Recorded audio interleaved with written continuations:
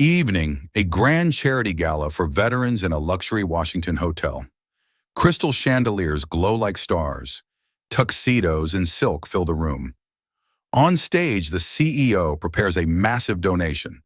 At the back, a man in an old suit stands with his 10-year-old daughter. When a volunteer is needed, the man steps up. The CEO looks at his scuffed shoes and worn fabric. Her voice is ice cold. "Sir, please step off the stage." A few people snicker. But then, an old general stands up. He looks at the man and says one word: "Nightfall." The silence that follows is absolute. Watch what happens next. Elias Morgan was a man who lived in the absolute silence of the present. At 44, his hands were a living map of hard labor, calloused, scarred, and perpetually smelling of industrial oil and heavy-duty soap. He worked as a lead maintenance technician in a small mechanical shop on the rough outskirts of the city. He was the ghost fixer, the guy you call when a high-pressure valve was screaming or an engine had a rattle that no diagnostic computer could find. But Elias's most important project, the one that kept him moving through every back-breaking double shift, was his 10-year-old daughter, Clara. Elias was a single father. Since his wife, Elena, had passed away shortly after he left the service, he had systematically dismantled his old life. He wanted to ensure Clara never felt the heavy shadow of the things he had seen or the things he had done. He lived a life of deliberate simplicity. He fixed the neighbors' heaters for free in the dead of winter. He walked Clara to her school gates every single morning, regardless of the weather. He never wore his medals. They sat in a dusty velvet box at the bottom of a closet he never opened. He never talked about the roar of low-flying transport planes, the metallic taste of adrenaline, or the bone-chilling dampness of foreign jungles. To Clara, he was just Dad, the man who made the absolute best grilled cheese and could fix any toy with a piece of copper wire and a quiet, reassuring smile. "Dad used to work with soldiers," Clara would tell her classmates with a shy pride. But that was the extent of her knowledge. She didn't know about the phantom weight he carried in his sleep, or the way his eyes instinctively scanned every exit in a room within 3 seconds of entering. She didn't know that the man who patiently helped her with her long division was once a master of high-stakes tactical navigation. The reason they were at this glittering high society gala was entirely because of Clara. She had won a citywide essay contest titled "The Hidden Courage of Our Silent Protectors." The grand prize was 2 tickets to the Honor and Legacy Gala, an event overflowing with Washington's power brokers, military elite, and corporate titans. Elias had fought every instinct to decline. He didn't own a tuxedo. He felt like a stray dog in a room full of purebreds, a room of gold-trimmed menus, crystal flutes, and plates that cost more than his monthly rent. But Clara was beaming, her eyes reflecting the light of the massive chandeliers. She wanted to see the famous General Hayes, the man she had researched for her paper. Most of all, she wanted to see her father in a room where heroes were being honored. She believed her dad belonged there, even if he didn't. So Elias had pulled his only suit from the dark corner of the closet. It smelled of cedar, mothballs, and a time he tried to forget. It was tight in the broad shoulders, and the cut was nearly a decade out of date. As they entered the ballroom, the contrast was brutal. Elias stood at the very back, near the service doors, holding Clara's hand tightly. He could feel the weight of the judgmental stares from men in 3-piece Italian suits. To them, he looked like a service worker who had forgotten to change. He looked like a mistake in a world of perfection. But Elias didn't care about the whispers. He watched Clara's face light up as the orchestra began to play. He was there as her shield, not as a guest. He was perfectly content to stay in the shadows, a ghost in an old suit, until the interactive part of the evening began. The company hosting the event, Clark Global, needed a civilian volunteer to assist with a presentation on their new veteran logistics software. They asked for someone from the general seating area at the back. Clara nudged him hard, her eyes pleading. "Go, Dad. Show them how smart you are." Elias stepped forward. He didn't want the spotlight, but he could never say no to those hazel eyes. He walked through the sea of silk, gold, and expensive cologne, his heavy work boots sounding jarringly hollow on the polished wooden stage. He didn't know that in a room full of titles, he was about to be tried and convicted by the only thing these people chose to see, his clothes. Vanessa Clark, the 36-year-old CEO of Clark Global, was a woman who worshipped the altar of optics. She was brilliant, surgically sharp, and notoriously cold. To her, the world was a balance sheet, and every person in this ballroom was either a high-value asset or a distracting liability. When she saw the man in the ill-fitting suit and scuffed boots walking toward her on the stage, she felt a wave of professional irritation. This wasn't the inspirational image she had planned for the global live stream. She wanted a success story, someone who looked like they had successfully transitioned into a corner office, not someone who looked like they were one missed paycheck away from the street. She watched Elias approach the microphone. He stood straight, too straight for a simple mechanic, but all she could focus on was the slightly frayed collar of his shirt. The crowd's initial hum of conversation died down into a series of awkward, biting whispers that echoed in the vast hall. "Is he a janitor?" a woman in the second row muttered, her voice carrying just enough for the microphone to catch. A few people laughed. That shallow, practiced laugh of the elite who believe that a bank account is a direct reflection of a man's worth. Vanessa Clark didn't smile. She didn't offer a hand. She leaned toward the microphone, her voice projecting the kind of icy authority that had ended hundreds of careers. "Sir," she said, her eyes scanning him with a devastating dismissal, "I think there's been a massive technical error by our floor staff. We were looking for a representative of the veteran leadership community, someone who understands the mission. Please, step off the stage. We'll find someone more appropriate for the camera." The humiliation was absolute. It was public. It was televised. It was meant to make him feel small. Elias stood there for a long, heavy heartbeat, his face a mask of ironclad calm. He didn't get angry. He didn't defend his service record. He didn't flinch. Instead, he looked down at Clara, who was sitting in the fifth row. Her face was turning a deep red, not from shame, but from the pain of seeing her hero treated like trash. Her eyes were shimmering with hot, angry tears. "Of course, ma'am," Elias replied quietly. His voice was low, steady, and entirely devoid of bitterness. It was the voice of a man who had heard far worse things in much darker places. He gave a small, dignified nod to the audience and turned to walk back into the shadows where Vanessa thought he belonged. He was halfway to the stairs when the air in the ballroom suddenly changed. It wasn't a sound, but a physical shift in pressure, the kind of feeling that happens when a predator enters a room of prey. In the very front row, sitting between the Secretary of Defense and a high-ranking foreign dignitary, was General Robert Hayes. Hayes was a living legend, a four-star general who had survived 3 brutal wars and directed the most complex classified operations in modern history. He was 70 years old with hair like white fire and eyes that looked like they were forged from flint. The general stood up. He didn't wait for a microphone. He didn't ask for permission. His voice had the kind of natural, seismic resonance that stopped the music and made the servers freeze in their tracks. "Elias!" the general barked. It wasn't a greeting. It was a command. Elias stopped instantly. He didn't turn around like a civilian. He pivoted on his heel with a mechanical precision, his body snapping into a posture that his old suit could barely contain. His chin came up. His shoulders squared. The general walked toward the stage. He didn't look at the cameras. He didn't even acknowledge the stunned Vanessa Clark. He looked only at the man in the scuffed boots. He stopped at the edge of the stairs, looked Elias directly in the eye, and said one single word, a word that wasn't on the gala program, a word that didn't exist in the glossy corporate brochures. "Nightfall." The silence that followed was absolute. It was a vacuum of sound. It was the kind of silence that happens when the world realizes it has made a terrible, irreversible mistake. A few older veterans in the front rows gasped. Some of them even stood up instinctively. They knew that word. They knew it wasn't a nickname. It was a call sign.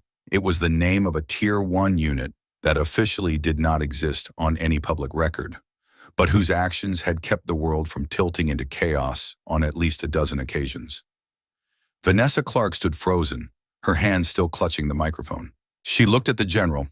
the man she had spent 6 months and millions of dollars trying to impress, and saw him walking up the stairs to stand beside the mechanic she had just insulted. The laughter in the room died a violent, sudden death. The nobody at the back of the room had just been claimed by the most powerful soldier in the building. General Hayes didn't look at Vanessa. He stood next to Elias and looked out at the sea of tuxedoed guests with a look of pure, unadulterated contempt. He leaned into the microphone, his large weathered hand resting firmly and respectfully on Elias's shoulder. "For those of you who were laughing," Hayes said, his voice dropping into a dangerous, gravelly tone that felt like a threat, "I want you to understand exactly who you just told to get off the stage.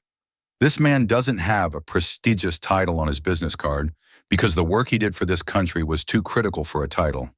He doesn't have an expensive suit because he spent 15 years in the freezing mud, the burning sand, and the absolute dark so that you could sit here and drink 30-year-old champagne in peace." The general looked at Elias, a rare flash of deep brotherly emotion in his flint-like eyes. 22 years ago, in a valley that isn't on any of your maps, my entire unit was pinned down. We were out of ammunition, we were out of time, and the sun was going down. We were waiting for a ghost. We were waiting for the operative they called Nightfall. One man stayed behind to draw the fire of an entire insurgent cell, so the rest of us could reach the extraction point. He didn't ask for a medal. He didn't ask for a thank you. He just did his job. The general turned to Vanessa Clark, who was now as pale as the white lilies on the gala tables. Her professional mask had shattered into 1,000 pieces. "Mr. Morgan wasn't a volunteer, Vanessa. He was the reason I am alive to attend your gala tonight. Nightfall wasn't just a call sign, it was a promise. A promise that, when the light goes out, the best of us stand up." The room was buzzing now, but the sound was different. It was the sound of profound, heavy realization. People were leaning forward, squinting through the stage lights to see Elias clearly for the first time. They saw the scars on his hands differently now. They weren't the marks of a poor mechanic. They were the trophies of a protector. They saw the old suit not as a sign of poverty, but as a sign of a man who had moved on to a different, more peaceful mission. Clara was standing up in her seat, her eyes wide, her mouth slightly open. "Dad?" she whispered into the quiet air. She had written an essay about courage, but she realized in that moment that she had been eating breakfast with its definition for 10 years without ever knowing it. Elias looked at the general, his expression still calm. "That was a very long time ago, sir," he said, his voice finally breaking the tension. "The unit, we just did what needed to be done. There were better men than me who didn't get to come home and wear an old suit." "Nonsense," Hayes replied, his voice booming. "The room should know who they're standing with. People in this city spend so much time looking at the glitter that they've forgotten what the steel looks like. They need a reminder." The general then told a short, brutal story from a mission in 2008. He described a night in a flooded coastal city where the sensors went dark and the communications were cut. He described a soldier who crawled 3 miles through enemy-held territory with a shrapnel wound in his thigh just to relay a coordinates message that saved an entire battalion from an ambush. He didn't have to mention the soldier's name again. Every person in the room was looking at Elias's leg, noticing for the first time the slight, permanent limp he usually hid so well. By the time the general finished, the atmosphere of the ballroom had been completely rebuilt. It was no longer a corporate charity event. It was a moment of public reckoning. Vanessa Clark, a woman who prided herself on being 5 steps ahead of every social trend, realized she had just committed the ultimate sin of her class. She had judged a lion by the cage he chose to live in. She stepped forward, her designer heels clicking softly on the stage. She reached for the microphone, her hands visibly trembling. I apologize," she stammered, her voice cracking. "Mr. Morgan, Elias, I had no idea. Please, if you would stay, the stage is yours. This evening, this entire evening belongs to you." But Elias didn't take the microphone. He didn't want the apology, and he certainly didn't want the spotlight. He didn't need the validation of a room that had laughed at him 60 seconds ago. He looked at the general, gave him a crisp, silent salute that made the old man's eyes mist over, and then he looked directly at Clara. "Clara, Elias called out, his voice warm and inviting. Come here, pal. The little girl ran up the stairs, ignoring the frozen security guards. She hugged her father's waist with everything she had, her head resting against his old cedar-scented suit. To her, he was still just dad. But now she knew that when the world went dark, her dad was the one who kept the light on. The ballroom erupted. It wasn't the polite, rhythmic golf clap of the elite. It was a standing ovation that actually shook the chandeliers. It was the sound of 1,000 people finally seeing the man who had been standing at the back of the room the entire time. The rest of the gala was a blur of shifting power dynamics. Vanessa Clark tried every trick in the corporate playbook to make amends. She offered Elias a seat at the head table, right next to the Secretary of State. She offered him a permanent position at Clark Global as a senior strategic consultant with a 6-figure salary. She offered him every luxury money could buy to try and erase the 30 seconds of public mockery she had unleashed. Elias declined every single offer with a polite, unwavering smile. He stayed on the stage for exactly 5 minutes, not to talk about his service and not to soak in the applause. He stayed to help Clara read the final paragraph of her essay to the crowd. He stood behind her, a steady hand on her shoulder, as she spoke about how real heroes are the ones who come home and fix the sink because they know that peace is a fragile thing. When she finished, the room was silent again, but this time, it was the silence of people who were actually thinking. As they walked back to their small, wobbly table at the far dark end of the hall, the interaction had changed fundamentally. People were standing up as he passed. Wealthy donors who hadn't looked at him twice earlier were now reaching out, desperate to shake his hand. "Thank you for your service, sir," a man in a tuxedo whispered, his voice cracking with genuine emotion. Elias just nodded, his gaze forward. "Just doing my job, sir." General Hayes followed them all the way to the back. He ignored the VIP section, the velvet ropes, and the cameras. He sat down at their wobbly table, pulled up a folding chair, and ordered a simple glass of tap water. He spent the next hour talking to Clara about her essay, treating her with more respect than any CEO in the room. He told her stories about her father that were safe for a 10-year-old to hear.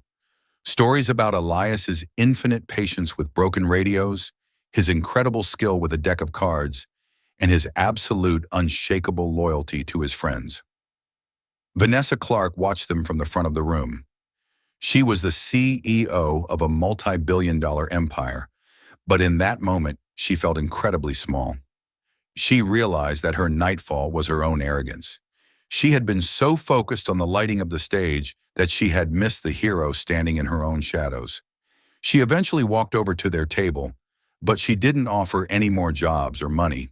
She simply stood there, bowed her head slightly and said, "Thank you, Elias, for reminding me what real leadership looks like. I was blind, and I hope you can forgive my short-sightedness." Elias looked up at her, his hazel eyes clear and surprisingly forgiving. "Travel days are stressful, Ms. Clark, and optics are part of your job. It's all right. Just remember the most important parts of a building are the ones deep underground. You don't see them, and they don't get the sunlight, but they're the only reason the chandeliers don't fall. Don't forget to check the foundation once in a while." Vanessa nodded, a genuine, humble smile touching her lips for the first time in years. She walked away, but the lesson stayed with her for the rest of her life. As the gala began to wind down, Elias and Clara prepared to leave. They didn't wait for the final toast, the gift bags, or the networking hour. They walked through the grand marble lobby of the hotel, Elias's heavy work boots echoing on the stone. He looked like the exact same man who had walked in 2 hours ago, a simple mechanic in an old suit. But as they passed the security guards at the main entrance, the men didn't just open the door. They snapped to rigid attention. One of the younger guards, a combat veteran himself, whispered as Elias passed, "Nightfall, sir. It's an absolute honor." Elias didn't stop to acknowledge it. He just touched the brim of an imaginary hat, gripped his daughter's hand firmly, and kept walking into the night. He was finished with the stage. He was ready to go home and be a father. The night air in Washington was cool, crisp, and smelled of coming rain. The city lights twinkled in the distance, reflecting off the damp pavement of the parking lot. Elias and Clara walked toward their old reliable truck, their shadows stretching long under the orange hum of the street lamps.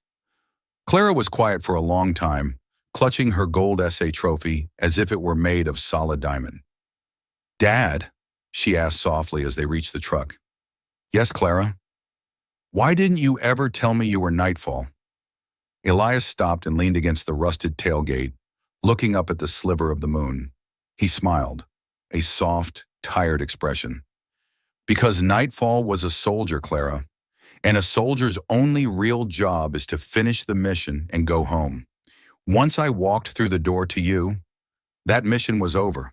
I wanted you to grow up knowing your dad, the man who helps you with your science projects, not the ghost that the general was talking about. That ghost belongs to the past." Clara squeezed his calloused hand. "But they all respected you so much. Even the general saluted you. I've never seen anyone salute you before." Elias knelt down on the asphalt so he was at her eye level. He placed his heavy hands on her shoulders, his voice steady and full of love. "Respect isn't about what you did 20 years ago in a valley no one remembers, Clara. It isn't about a call sign or a medal tucked in a box in the closet. Real respect is about how you treat people today. It's about how you fix a neighbor's broken heater on a Sunday, or how you show up for your daughter's school contest, even when you're exhausted." He pointed to her trophy. "You won that because you wrote from the heart. You saw the courage in everyday people that others chose to ignore. That's a lot more important than being a ghost in the dark, pal. You're the one who stood up for the foundation tonight." Clara looked at her dad. She saw the grease under his fingernails that he hadn't been able to scrub off for the gala. She saw the deep lines of exhaustion around his eyes. She realized that he was the hero of her essay every single day of her life, not just on the night the general described. "I'm really proud of you, Dad," she whispered, throwing her arms around his neck and squeezing tight. Elias closed his eyes and hugged her back, the cold marble and the fake glitter of the city finally fading away. "That's the only medal I'll ever need, Clara. The only one." They climbed into their old truck and drove away from the luxury hotels and the sparkling chandeliers. Elias went back to his workshop the next morning. He went back to the familiar smell of oil and the honest sound of broken machines. To the rest of the world, he stayed the invisible man. But in a small, warm apartment in Washington, there was a new drawing pinned to the refrigerator. It wasn't a plane or a soldier. It was a man in a simple white shirt, holding a little girl's hand under a starry sky. And at the bottom, in Clara's neat, careful handwriting, were the words, "The sun sets for everyone, but some people stand tallest in the nightfall." The story of the mechanic and the CEO ended not with a promotion or a headline, but with a simple realization. That true power doesn't need a stage or a microphone. It just needs the quiet courage to be exactly who you are when the lights go out. If you believe that true heroes rarely talk about what they've done, they simply do what is right. Subscribe for more stories like this, and tell me in the comments, have you ever discovered someone's real story after judging them too quickly? How did it change you?